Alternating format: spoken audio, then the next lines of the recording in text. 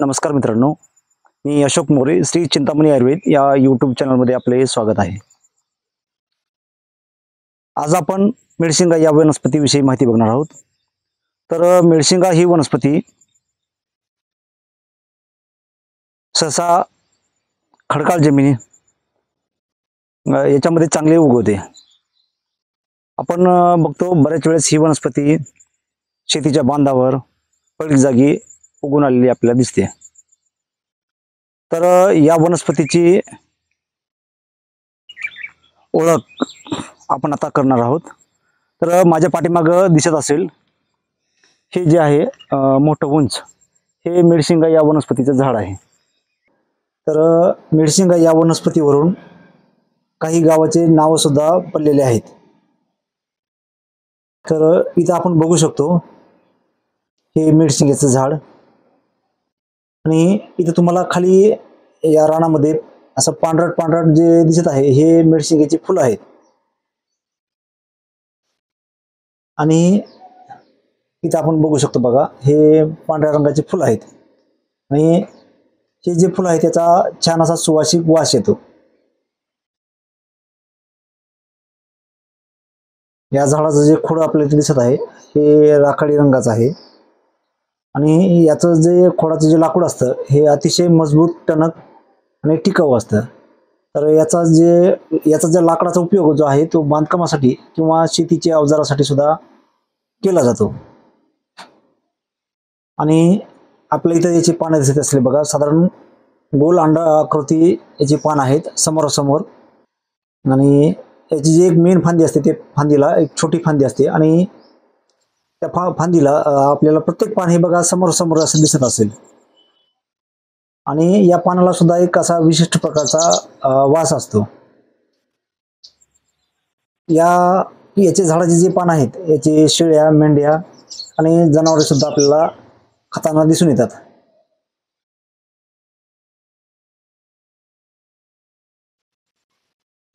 या झाडाला इतर झाडाप्रमाणे अशा अनेक फांद्या असतात, परंतु एक मेन फांदी आणि त्याला लागून इतर फांद्या दिसून येत नाहीत. तर याचे जे फांदे असतात तर या झाडाच्या खोडापासून म्हणजे जो मेन लाकूड असतं तर त्याला अनेक फांद्या आलेल्या असतात आणि याच्या फांद्याची जी जाडी असते ती साधारणच असते, अशी खूप मोठीची या फांद्यांची जाडी होत नाही. तर ही जे खोडाची जी साल असते तर ती काही दिवसांनी परिपक्व झाल्यानंतर आपोआप गळून जाते आणि दुसरी साल येते. इथे आपण बघू शकतो या सालीला असे खवले आलेले आहेत. तर ते खवले आपोआप निघून जातात आणि कालांतराने दुसरी त्याला आतमधून पांढऱ्या राखाडी रंगाची साल येते.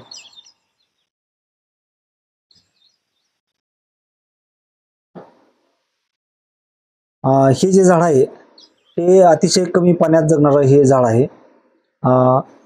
याची लागवड करायची सहसा गरज पडत नाही किंवा जर लागवड करायची असेल तर याच्या बियापासून आपण लागवड करू शकतो. तर हे ओसाळ माळरानावर सहजपणे आपल्याला याची लागवड करता येते, कारण याला जे पाणी लागतं ते खूप कमी लागतं. आणि हा जो वृक्ष आहे हा पानझडी वृक्ष आहे, त्यामुळे याचा उन्हाळ्यात पाने गळून जातात आणि मार्च ते एप्रिलमध्ये याला फुले लागतात. तर शेतीच्या बांधावर बऱ्याच ठिकाणी आपण बघितले असेल किंवा पडीक जमिनीवर, माळरानावर ही आपल्याला झाडे बऱ्याच ठिकाणी ही झाडे आपल्याला दिसून येतात. या झाडाच्या शेंगाचा आकार असतो हा मेंढीच्या जसं शिंग असतं बघा अर्ध वर्तुळ, तशाच काहीशा या प्रकारच्या याला शेंगा लागलेल्या असतात. आणि तसाच भुरकडेचा रंग सुद्धा असतो, त्यावरून याचं नाव हे मेडशिंगी किंवा हिंदीमध्ये भेड म्हणतात. तर भेडशिंगी असं हे नाव पडलेलं आहे. तर याचे शेंगा असतात या साधारण चपट्या आणि असतात आणि याच्यामध्ये हे बी असतं. तर ते बी काही दिवसांनी शेंग पक्व झाली की आपोआप शेंगा तळकून त्यामधून ते बी खाली पडतं आणि नवीन झाडं हे आपोआप उगवतात. तर आपल्याला इथं बघा हे पांढऱ्या रंगाचं फूल दिसत आहे आणि याला 5 पाकळ्या आलेल्या आहेत आणि हे खूप सुवासिक फुल असतं. याचा औषधी उपयोग म्हणजे वात रोगावर प्रामुख्याने केला जातो. तर वात रोग म्हणजे जसे की गुडघे दुखणे, पाठ दुखणे, मणका, सांध्याचे आजार यामध्ये याचा औषधी उपयोग केला जातो. तर यामध्ये याचा औषधी उपयोग कसा करायचा ते तुम्हाला सांगतो. याचे जे पान आहेत हे पानं घेऊन याची जे वाफ जर दिली किंवा याचा शेक दिला तर या सांधेचे जे दुखी आहे, आजार आहेत, यामध्ये आपल्याला खूप याचा चांगल्या प्रकारे गुण आलेला दिसून येतो.